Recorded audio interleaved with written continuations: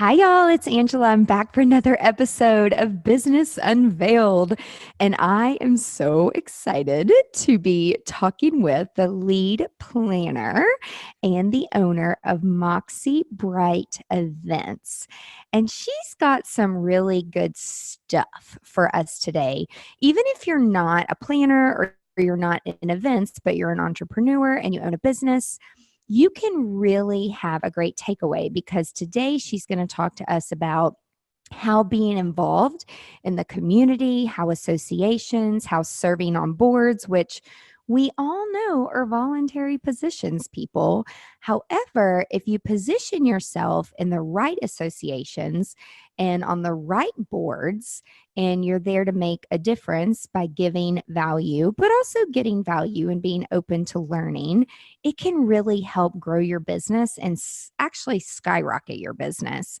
There's one association that I've been in for I think going on 8 years now, and the way that it has helped me grow my business around the world and just my mindset, I'm like forever thankful for them because without that association, I would not be where I am today.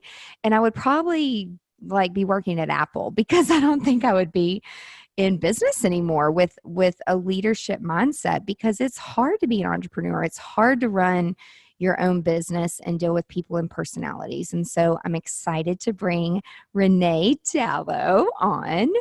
Thank you so much for being here, Renee. How are you? I'm so great. Thank you so much for having me. I'm so excited to be on your show. Yay! I'm so excited to chat with you because I know you have great nuggets for our audience. And but Yes. before we even jump in and talk about associations and boards and how you even start down that pathway of getting involved, like take us back. Where did you start? How did you get into the industry? How did you know that you wanted to like run your own business? Was it something that you grew up around, or really what does that pathway look like for how you got to where you are today? Welcome to Business Unveiled, the podcast designed to help you thrive in the creative community. Here's your host, events and productivity consultant, Angela Profit.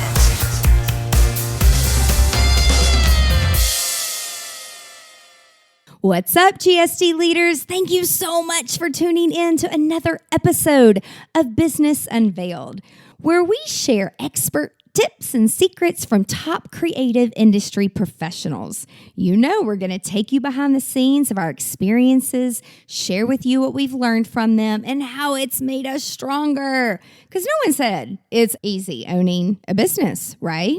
But it's a lot more fun when you've got a strong support team around you. And that's exactly what we do at GSD Creative.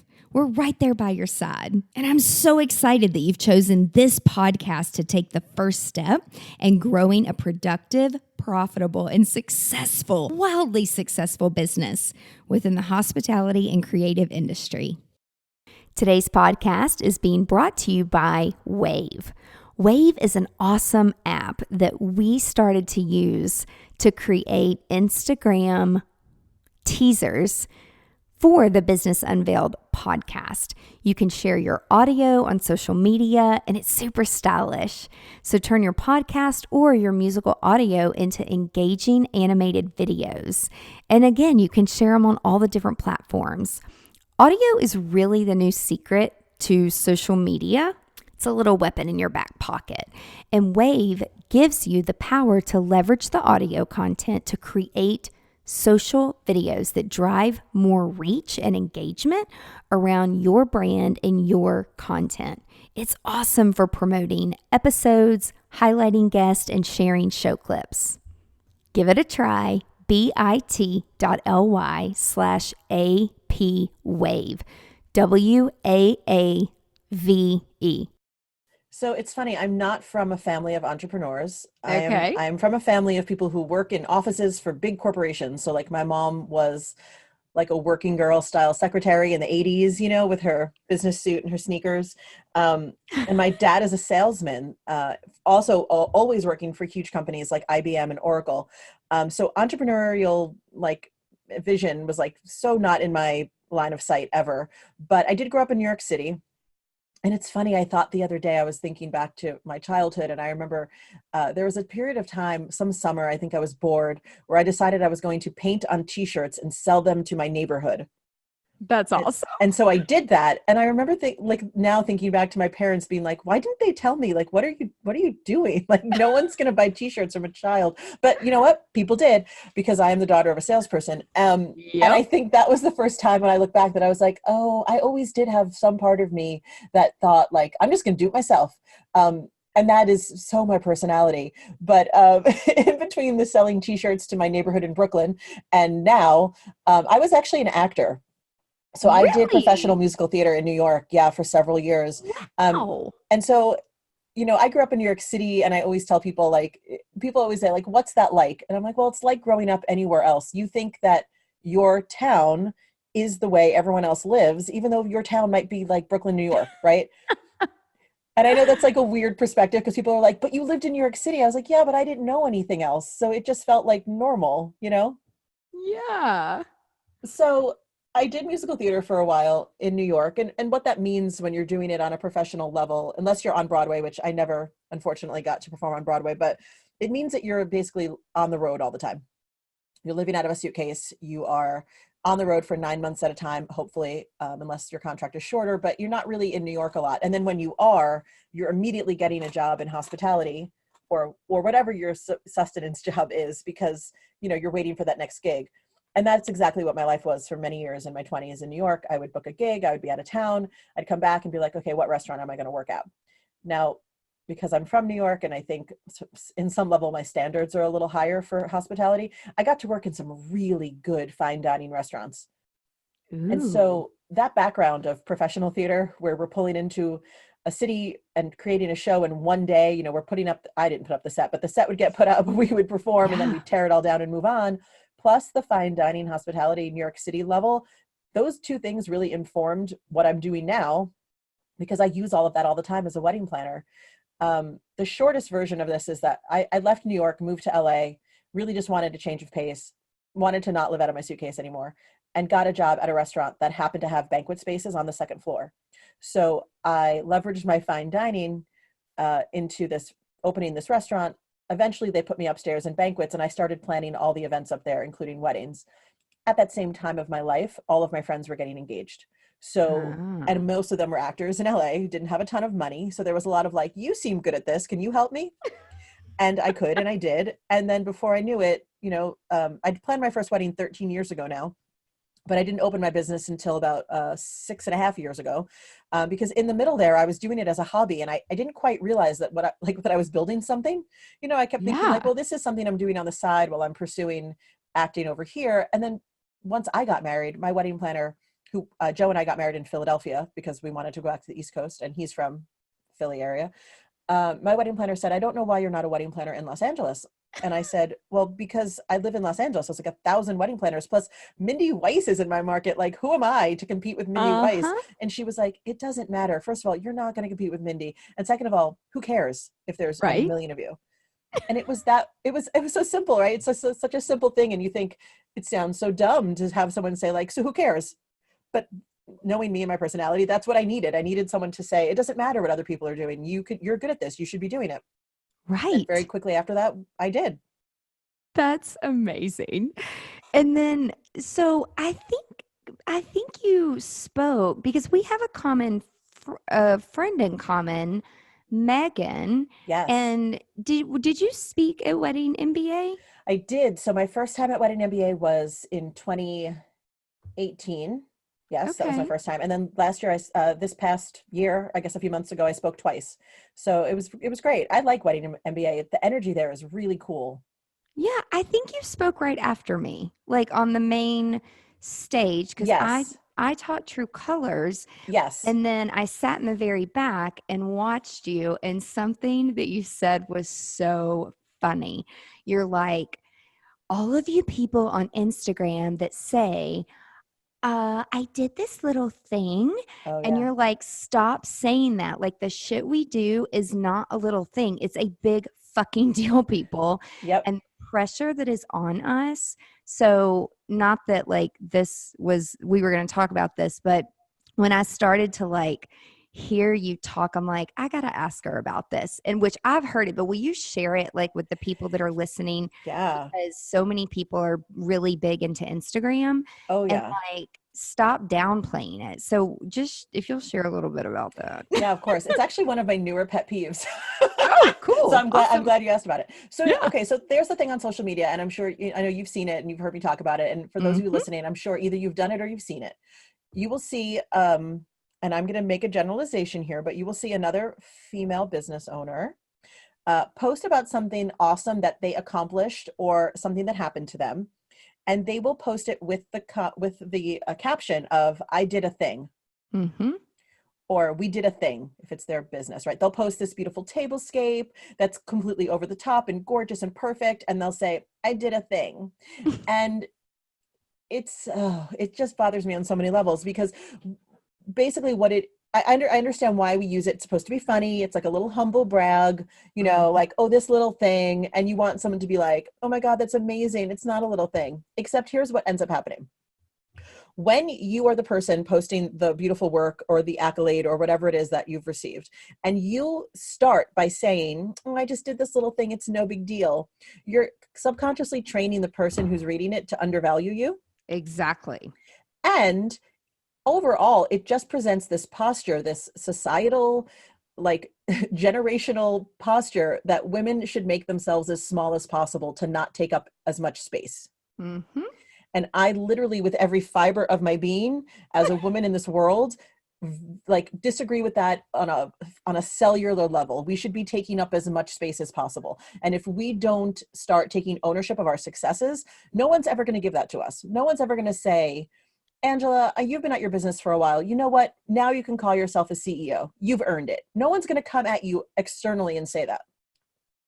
Mhm. So if you do Well, and something awesome, also, if you win an award, if you're designing something amazing, it's your like duty as a woman in this world to say, I did this thing, and maybe it took me a long time to get this good at it, or maybe I worked really hard at it, and we deserve to receive this feedback, this positive feedback. So I did a thing needs to go away immediately, because it's not yes. serving anyone. No. And like you said, especially in our industry, because people think that we just like create glitter bombs and like fly around like fairies. Yeah. And it's like shit is not always perfect, people. And Yep. it's a big deal. And so, yeah, like, and it is, it's totally devaluing those of us who like eat, live, breathe shit events. And it's like how we make a living, and it's a Mm-hmm. business. Oh yeah. So when I wanted to get up and like stand on the table and cheer and be like, yes, yes, like stop saying that. Yeah. So Yeah. anyway. I know, I'm with you. Every time I see I did a thing, it takes everything in my power to not just like have like my thumbs furiously texting, like, take this down, rewrite this caption. You can do better Yeah. than this. You're amazing. Like, Yeah. Like seriously, seriously. So, I mean, clearly you have a leadership voice like in this space. And so some of the organization, like what was the first organization that you actually got involved in, and how oh, did it change your business? so first was Rising Tide. In all honesty, the reason I got involved with Rising Tide is because they were in a period of expansion. This was like 4 years ago almost. Yeah, it was 4 years ago. And they wanted to expand to LA. They had someone well, sort of in LA, not really, who said, I'll do LA. And she named it, Tuesdays Together Los Angeles, but she was in the Inland Empire, which if you're not familiar with LA, that could be like a 2-hour drive. Oh. And so she kept reaching out to me, asking me to come to the meetup, but it was like Tuesday at noon. And I was like, Christina, I can't take 4 hours out of my workday to like, why are you so far out of LA? And she's like, well, that's where I live. And I said, well, can't we do anything? Of course, me, I'm always like, let's change, like, I'll do it. I was like, like, can we have something closer to like LA? And she's like, well, do you want to do it? And I was like, fine, I'll do it. Like, I didn't even know what I was saying yes to. I was just so annoyed that like they were calling it LA and it was so far away. And then Christina had sent me some info about Rising Tide. This is like when it was like so new, when like this was before like community over competition was a buzzword, before like when no one knew what Rising Tide was. And I thought, you know what, I'll try it. What the hell? Yeah. And my first meeting had 2 people at it. Just 2 people. It was the 3 of us going like, let's talk about entrepreneurial things over coffee at this coffee shop downtown. But it grew. We were able to grow the LA, not market, but the LA chapter. I started with 2 people, and by the time I stepped down as a leader, we had over 2,500 in our Facebook group, and we have easily 50 people coming to the meetups each month, which doesn't sound like a great percentage of the Facebook group numbers, but it's hard to get people in LA to come out to things. So we felt really proud of that. Yeah, like the traffic is a fucking nightmare. Oh yeah, Like, it is a nightmare.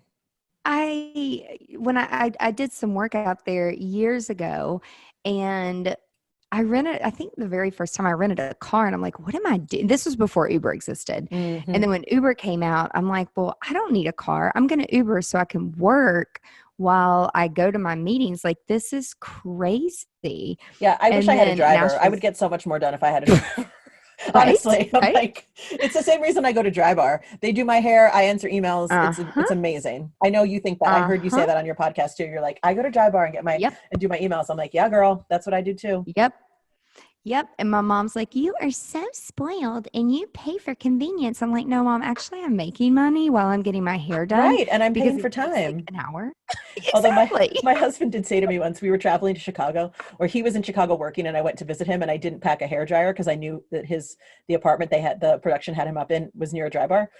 Yeah. So he picked me up from the airport. The first thing I said to him was, I have a Dry Bar appointment in an hour. He literally looked at me and goes, do you know how to do your hair anymore? Have you lost the ability to do your own hair? I was like, hush, it's fine. I'm going to get it done. Everyone's happy. Don't worry about it. Yeah. Yeah. It is like the one thing that is my me time once a week. But like, not only is it my me time, but I get so much done. So much done. It's a better use of time. It is. And plus, I don't like drying my hair. It's a pain in the ass. I have too much hair. There's too much of it. Exactly. Sorry, I put us down a tangent now about hair. Sorry, everyone. No, it's totally, it's just how our brains think. So then after growing Rising Tide in LA, like, I know that you've been part of ABC and then WIPA, which is probably new to some people. Like, we still in the South don't really have WIPA's not huge. I feel like it's bigger on the West Coast, maybe. Yeah, I know we have a WIPA in New Orleans and one in Atlanta, but I think they're newer chapters. WIPA SoCal has been around for like 11 years. Like, we were the first chapter. So what ended up happening is, as I was growing Rising Tide, Rising Tide is a nonprofit free meetup. It's free networking. And because it's free, there's no budget. Like, we have all of our resources are donated. So although I'm incredibly proud of the growth, and I think we accomplished so many things with zero money, while I was building Rising Tide, the gals from Association of Bridal Consultants in Greater Los Angeles, they were re-energizing their board. They had kind of been like, it had been a chapter that was kind of underserved, and they wanted to bring on some, fresh faces. And they asked me to be the education director, which is something that I love. Like, education is my jam. I love podcasts and courses. I'm always in a course. I'm always I'm always learning myself and trying to educate others. And I have courses that I teach, and like, education is just my thing. So when they asked me to do that, I was like, absolutely, I will totally, jump on board. And basically we created the standards for the future boards for ABCGLA, because there weren't any. There just wasn't any like standards and practices. So we came in and I did that for a year, and I did that in addition to running Rising Tide. I did that at the same time. Rising Tide at this point has several leaders, because LA is so big. We ended up going by neighborhoods. So I wasn't leading it alone. I never had led it alone. We always had co-leaders. But I did ABC for a year. And then after that, WIPA, which is the Wedding International Professionals Association, came to me and said, would you like to be our vice president? Knowing that would lead to the presidency in 2020. And literally just last night, I was sworn in as 2020 president. And it won't be that. By the time you listen to this, had been months ago, but congrats. Thank you. Awesome. Yeah, I'm very excited. Awesome. So cool.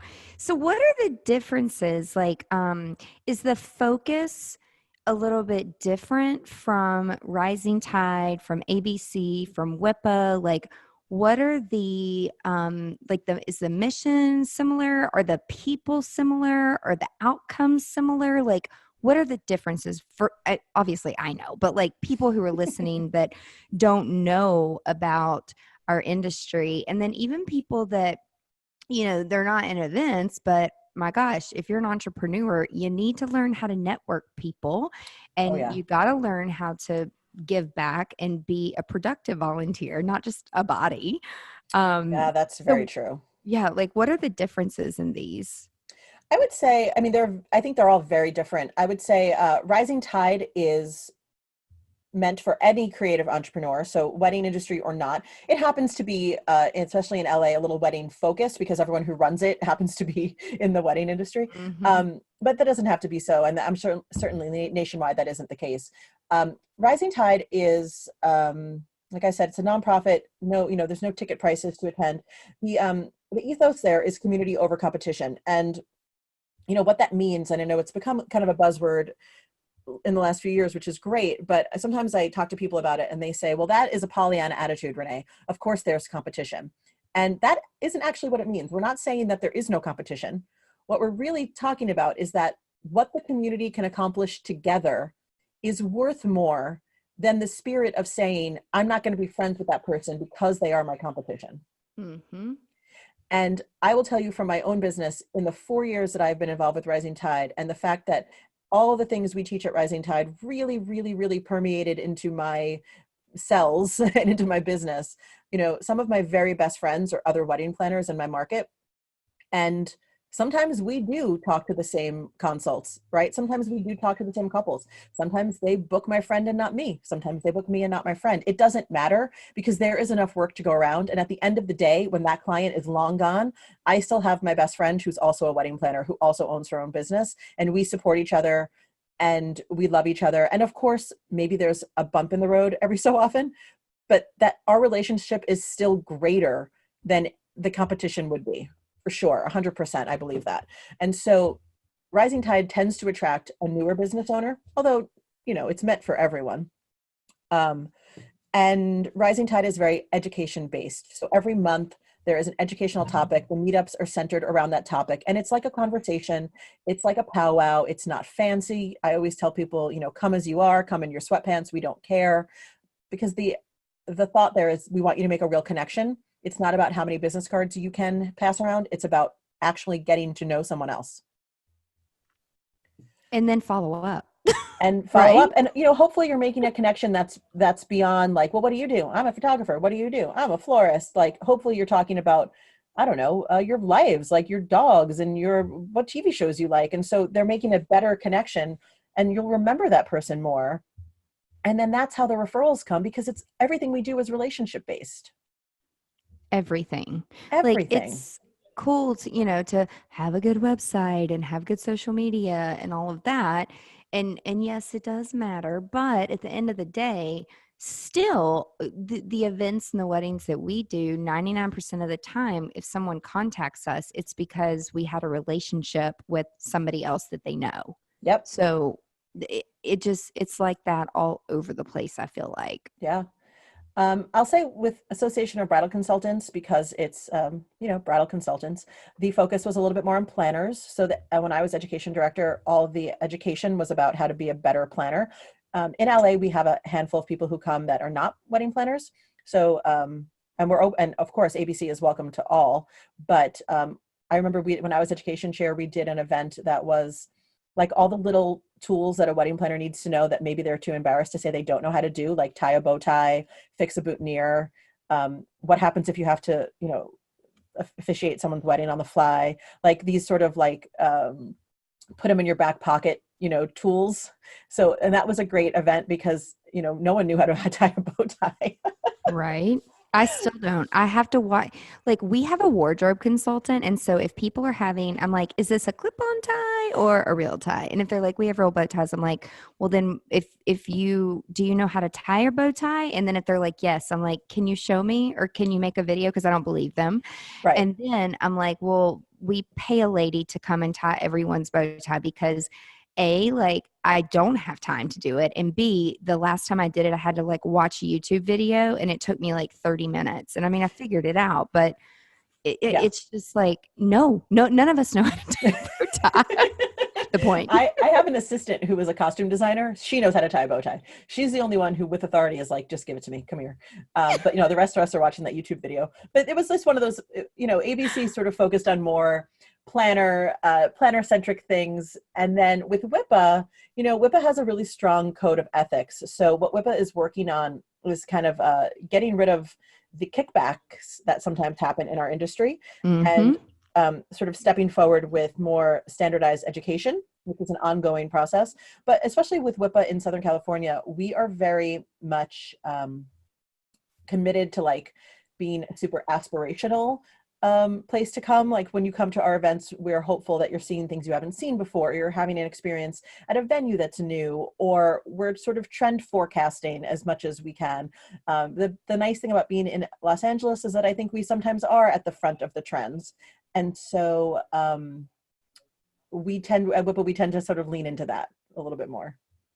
So do you have so now that you are president, is there do you have a focus for what you want to bring to the table for that organization for 2020?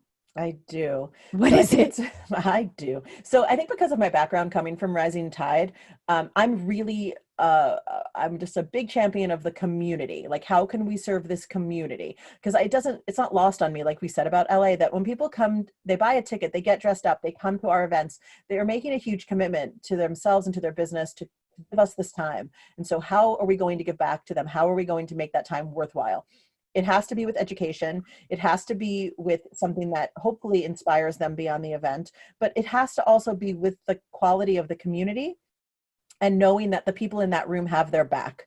And so my goal is to bring a lot more, not friendliness, because that seems like, I don't know, sort of cheesy. Like a cheesy way to say it. But sometimes WIPA gets at least in my market, has gotten a bad reputation of being like cliquey and snobby, and like that's not my thing.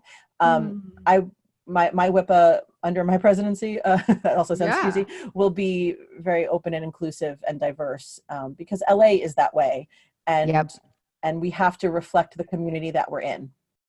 Absolutely, 100%. And you have a podcast too that you recently started. What is that all about? So I had a podcast for a year with a co-host that was called Rock Your Wedding Biz. It was very wedding topic specific. And we have 50 something episodes of that out there for you in the world. But then I also, my co-host decided to pivot out of the wedding industry. And then I missed it. I missed this. Yeah. I like talking. So I literally named my podcast Talk with Renee Dalo, mostly because I wanted to be able to talk to people not just in the wedding industry about wedding industry things. I love our industry and I love all the educators in our industry. They're so powerful and they're so knowledgeable. But I also think sometimes we get stuck talking to the same 20 people over and over. Mm-hmm. And so with the podcast, I'm bringing in people that aren't just wedding specific, but who can speak to the things we need to develop in our own industry and in our own businesses, like a wellness coach or a public speaking coach or a confidence coach. They're not all coaches. I know I just said 3 coaches, but you know what I mean? Like people who who are doing good work that just might not be on our radars all the time as wedding industry people. Well, and I don't know do you ever go to or speak at other conferences outside of our industry? I don't think, no, I actually haven't yet. And most of my conference speaking has been within the wedding or event industry. Well, because I focus on technology heavily, I'm the tech nerd. And so I go to a lot of technology conferences, which has nothing to do with the creative industry whatsoever. But I learn a ton of stuff. And then I'm always the one to I'm like, let's implement VR for floor plan. And nice. Let's do these weird things. And people are like, oh my God, what changes are you bringing now? I think some people are afraid sometimes when I come back from a conference, especially a tech conference. But what I'm seeing is our industry is almost a little behind in the tech space, where people get very comfortable. They want to work with some of the same people, which from a design perspective, like I get it. Like I prefer to work with the same people because it's like potty training with Yes. other people. It's not that they don't know what they're doing; they just don't know what our expectation is. And I'm not in the point of my career of re-explaining it. You can only do that so many times with a smile Yes. on your face and patience. It's like pick up your fucking zip ties, okay? Like I'm not going to go Oh, behind you. pick up your zip ties. I mean, come on. Yeah, I'm like, I can't, seriously? I Like I'm cannot not agree your with you mother. more. Yeah. But it's like still like we were doing an install for a restaurant event the other night and I'm still like pick up your effing zip ties. So it's just like you can never get it through to people, and we were working with people that we don't normally work with, which is fine, but it just creates more work. Hmm. So anyway, what is your take on this whole, so when people say nonprofit, I know a lot of planners in our industry and a lot of entrepreneurs, they have this mindset of like cheap, no money. First off, you got to have passion about what is the nonprofit for, I feel like. But Hmm. what is your take on that? Because I know that, like you were saying earlier, I mean, starting something from nothing and figuring out how to ask for things for free, but still giving value and returning value when you have no money. Like, so what is your take on that? So anybody that's listening, like when you, because we get approached a lot, like, can you do this for nonprofit? Like, we Hmm. have a budget, a philanthropic budget every Hmm. year. We do certain things for certain organizations that are very near and dear to my family and my heart, and something that, you know, personally affects my family is ALS. So that's a big thing that we do every year. Yeah. Does it help grow my business? Not necessarily. I mean, I do it for my sister, not for the business, but it's like, it doesn't matter to me how long it takes. And yes, I have to pay a little bit of money for labor, but it's a way for me to give back and help my family. So, but for you, I know that, you know, being on a board with that is nonprofit, like how can that actually help you grow your business? For me, it's all about the relationships. Um, because it's like you can't always immediately say, well, I was served on this board and the ROI I got from serving on this board was $12,000, 400. No, it doesn't work that way. Right. But in my experience, what happens is, especially in a crowded market like Los Angeles, if you are someone who consistently shows up with integrity and serves your community and really presents yourself the way you authentically are, right? There's no artifice. The right people will be attracted to you. And furthermore, you'll be top of mind for people. So I've been referred, I mean, literally, I'm sitting here thinking by literally everyone in Rising Tide, like by everyone in Rising Tide who used to come to my meetups has at one point referred me to someone for something. And if you follow the threads, I feel like that's sort of invaluable. The being top of mind, the being seen as someone responsible, someone who you can rely on, someone who even might be an expert in certain situations. It's all about the relationships. I will say, when we were growing Rising Tide and like we had no money for venues and no money for anything, what was important is showing immense gratitude, right? And really saying to this venue manager, look, I know we can't pay you for this 2-hour meeting. Is there anything you need in your business right now that I can help you with? And sometimes it was like, I'm really looking for a new web designer. I'm like, oh, I know a few people. And you make those connections. You send those emails. You put in a little time, a little like sweat equity with these people. And Mm-hmm. who knows? It doesn't matter to me if they've hired that web designer, but I connected them to something. I helped them with something in their business that they were having a struggle with. And if I couldn't help them directly, because I'm not a web designer, I knew who to connect them to. One of the most important things for me as a human is that I am a connector. I pay attention. I pay attention to everyone's Instagram. I pay attention to the people in my community. I pay attention to who moved where and who went to what venue and who's working with who now. And so that when I see people, it's twofold, right? When I see people at networking events, I can say, oh my God, you were just in Arizona. How was it? And it's not creepy anymore because everybody does it on everyone else's Instagram. Mm-hmm. Or I can say, hey, I saw you left the Fairmont Hotel. Where are you now? Oh, I'm over at the Pacific Design Center. Oh my God, do you know so-and-so? They used to work there. Actually, I took their job. They're now over blah, blah, blah. right? Because that's how it works. Everyone's always venue hopping. Right. And you make those connections. And then 5 minutes later, when someone says, oh, have you talked to Kevin? I'm like, Kevin's at Pacific Design Center now. Oh my God, really? And then you're that person, right, who is able to connect people. Because it can't always be about the money. And Right. I know that probably goes against, if you've ever heard me say anything else ever in the world, I'm always talking about money. But well, just because I think women don't talk about money enough, and we're all shy about it, and we shouldn't be. But the relationships are worth more than that, because the relationships are the long game. Absolutely. 100%. And speaking of time, what are your thoughts? Like how much of your time is like okay to donate?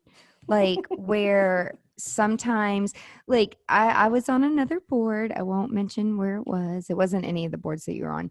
And being part of many boards over the years, it's like, again, I want to be the stupidest person in the room, not the smartest person in the room. And I haven't been the president of any of these organizations because I know how much work it is to be that leader and to show up consistently. And right now, I just don't have the time for it. So if I can't commit to it, I'm not going to do it. But it's like a time suck sometimes to where it's like, this is not a good use of time. And I feel like even though there's 20 members on this board, I feel like I'm the only one doing the work sometimes. Like I don't do well in group projects all the time. Well, and that's true of so many entrepreneurs, right? I mean, I could say that for Yeah. myself as well. Like, I'm much more comfortable being the leader than I am being a cog in the machine. Mhm. Yep. I mean, I agree with you. It is a time suck. There's kind of no way around that, depending on what your position is.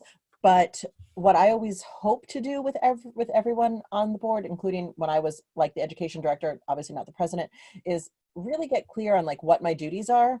Mhm. And first and foremost, make sure that I'm doing my job, so that if someone else is dropping the ball, you can help them if you have the time. But I also firmly believe in like schedule blocking.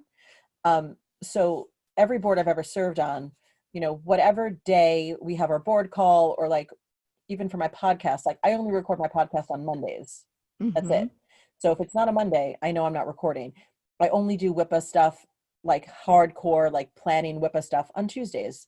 And that's my morning on Tuesday. Like I really try to keep myself disciplined in that way, because it can sort of bleed into everything else. And at the end of the day, it is a volunteer position, and you still have to, pay your mortgage. And, certainly being president of WIPA is not going to pay my mortgage.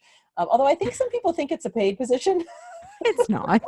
It really isn't. Last night, someone's like, congrats on the new job. And I was like, okay, yeah, thanks. I hope no one thinks I'm like making $1 million doing this, but I think too, it's surrounding yourself with the right people. And if there is someone on the board that is not pulling their weight, there needs to be a discussion about that, about, why, how can we help? Are there things that we're asking you to do that you don't understand? Is that why you're not doing them? Like, what is the behind the scenes of that? But ultimately, I mean, surrounding yourself with the right people, I think, is everything.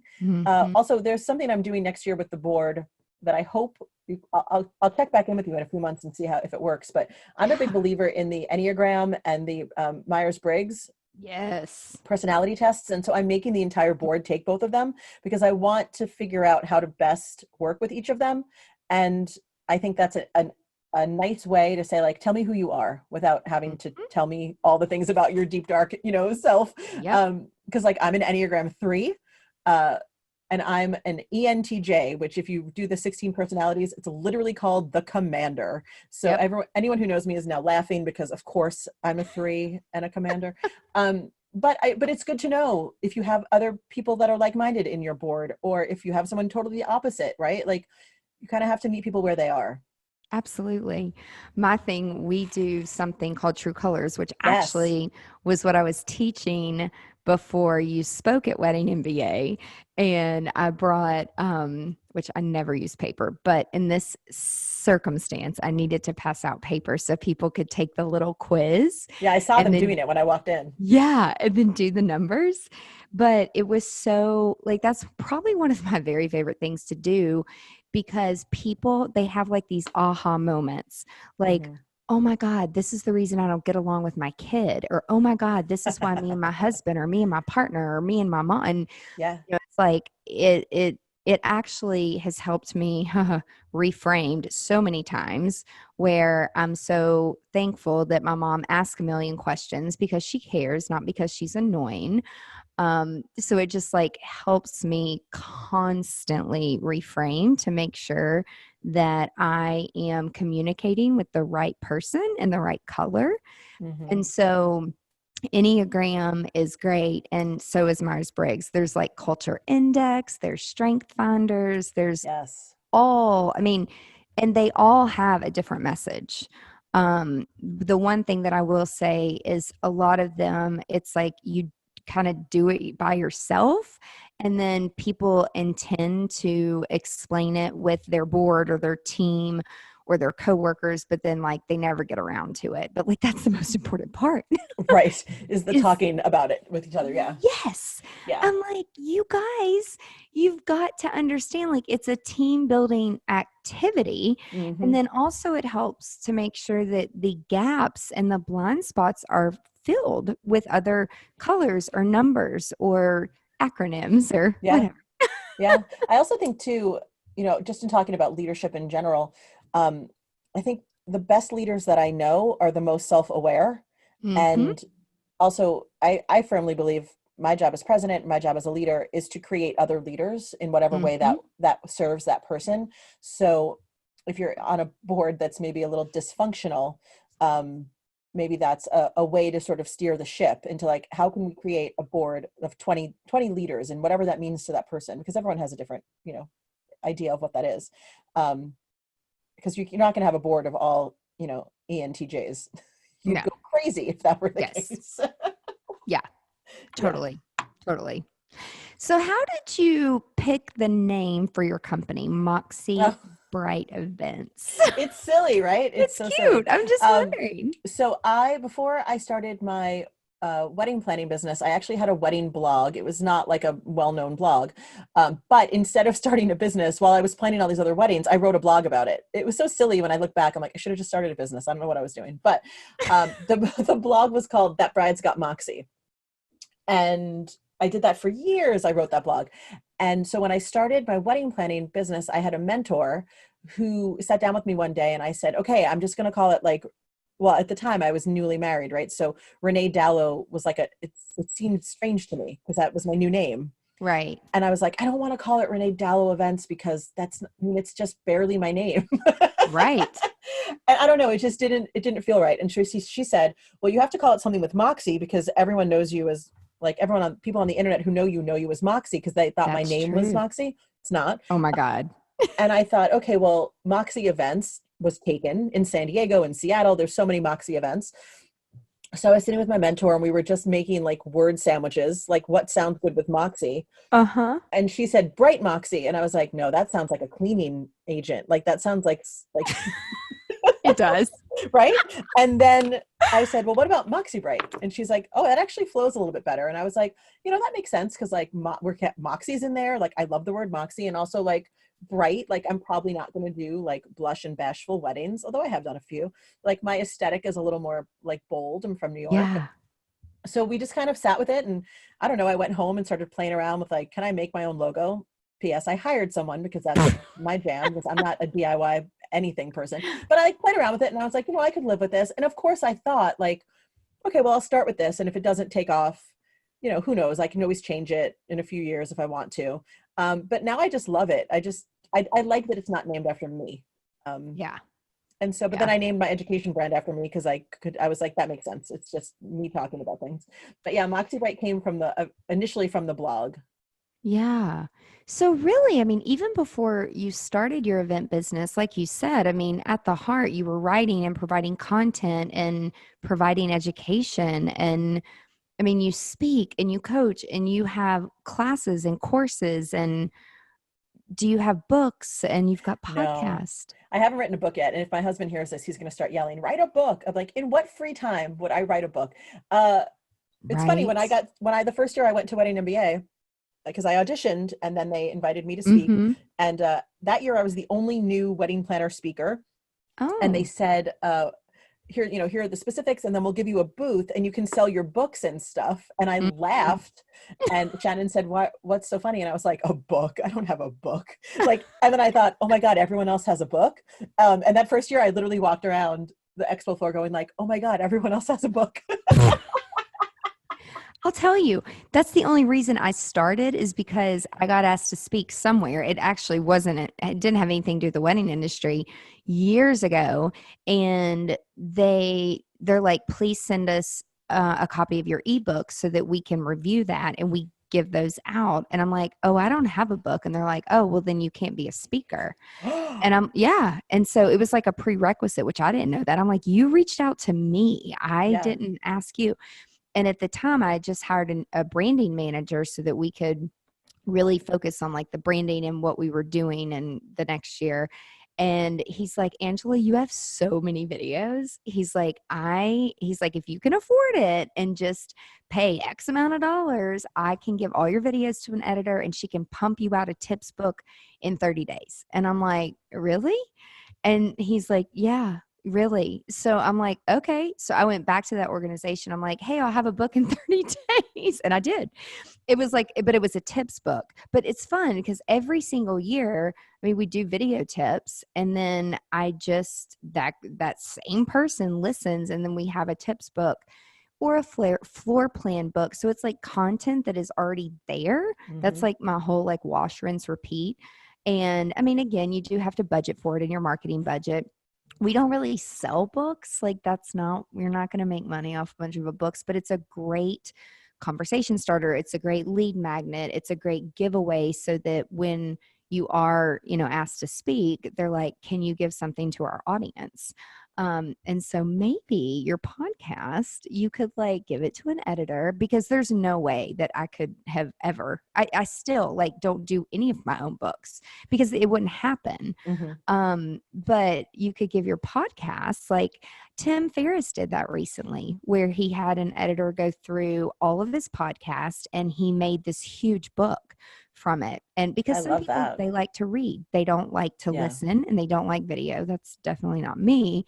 But they learn by actually reading. And so, like the green people in True Colors, like they love analytics and they need to read. I have one girl on my team who's super high green, and she's like, you send me these videos explaining things, and can you please just put it in writing?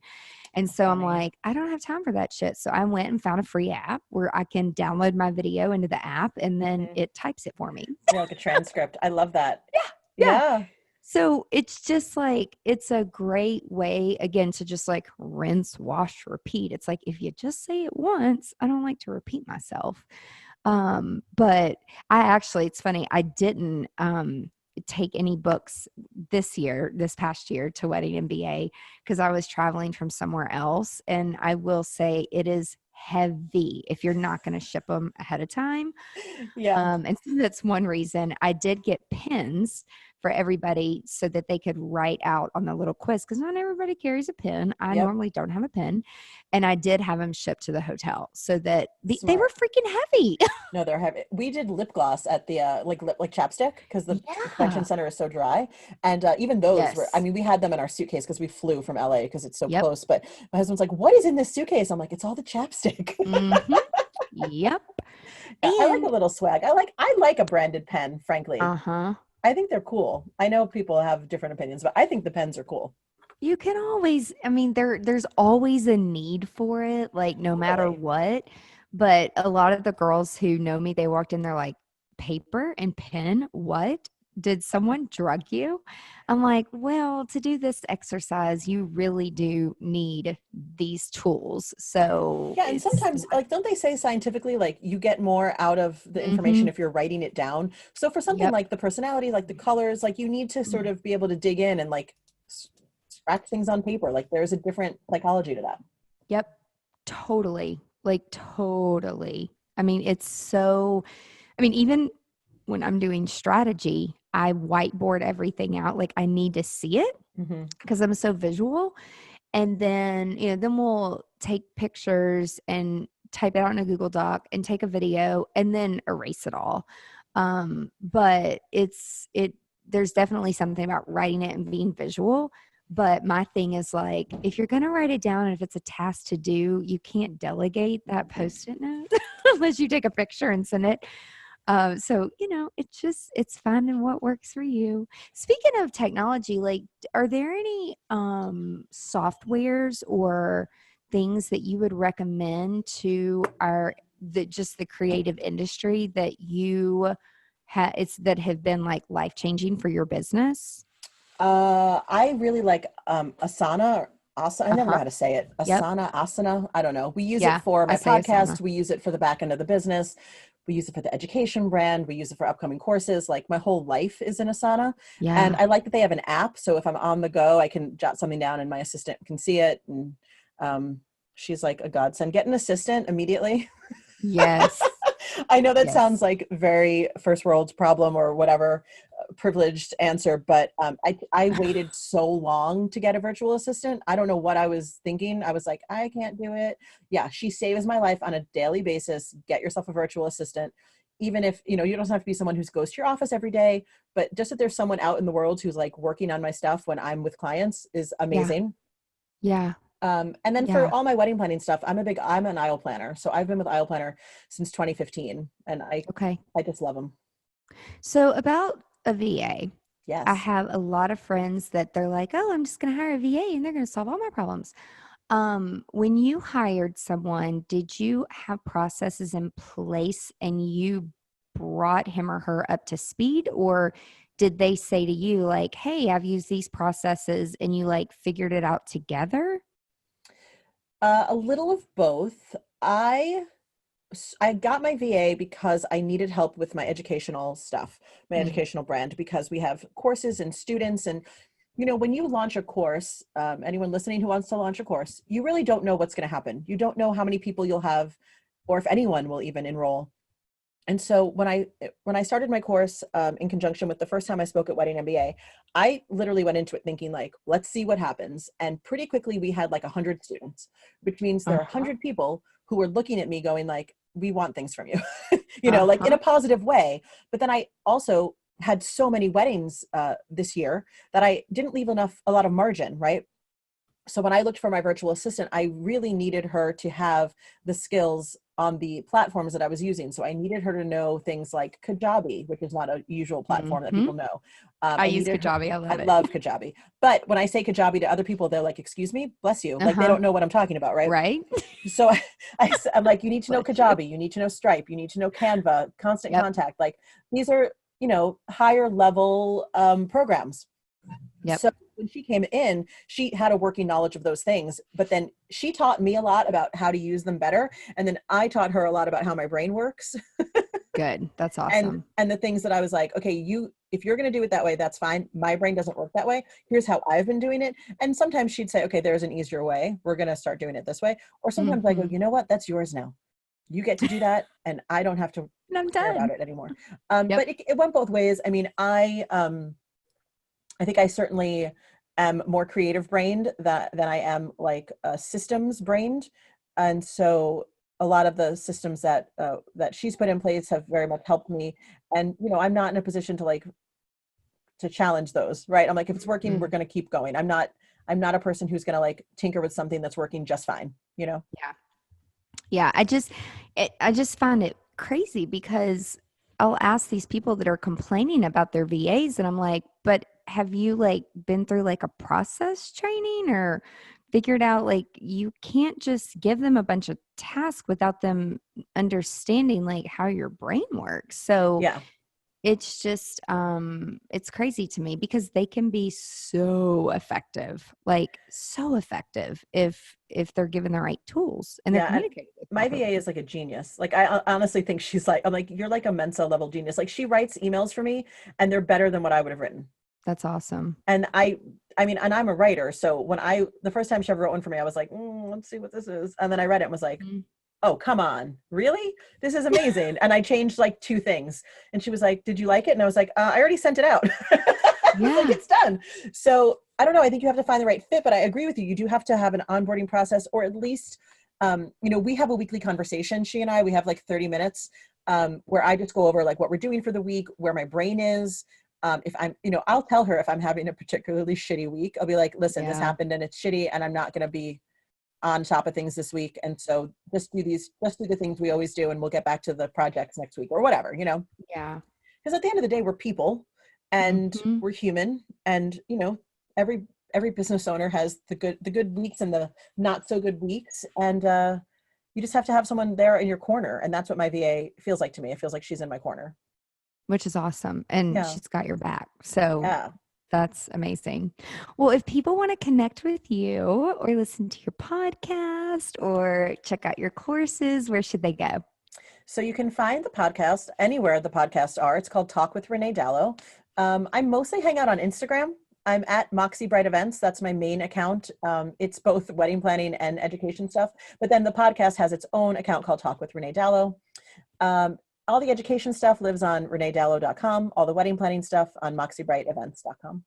Love it. Well, thank you so much for all of your insight. And for those of you that are not in any associations, take the time, do a little bit of research, find one that's right for you. And it may take a few before you find the perfect fit.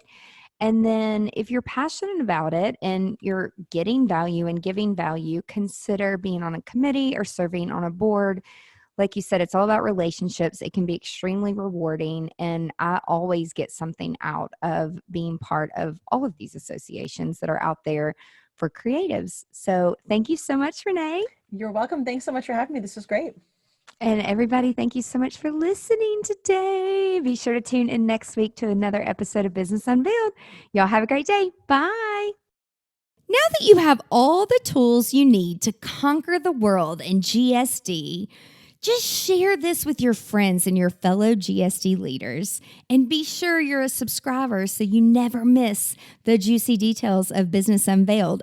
And you can ask Siri to listen to the latest episode, but you got to be a subscriber. Before I go, I have a huge favor to ask, and it would mean the world to me. While you're listening, snap a quick screenshot, post it to your Instagram story, tag me at GSDleader_, and share with me your top takeaway from this episode and how it relates to you. Until next time, remember, stay productive and profitable. Are y'all ready for a giveaway? I love giveaways. Now listen closely. To enter this contest, you've got to be sure that you listen to every episode of Business Unveiled, because once a month, we will be posting a question to our Instagram story about one of the episodes. But it's going to be up to you to submit the answer. So share the question to your story and tag 2 friends that you want to invite to GSD. Then we're going to choose a GSD leader at random who answered the question correctly and send you your very own I Am a GSD Leader t-shirt so you can wear it proud and show the world. So don't miss out. Be sure that you are a follower on our Instagram at GSDleader_. You've been listening to Business Unveiled with Angela Profit. Join us next time as we share our experiences to help you be more productive and profitable in your creative business. For more great resources, visit angelaprofit.com.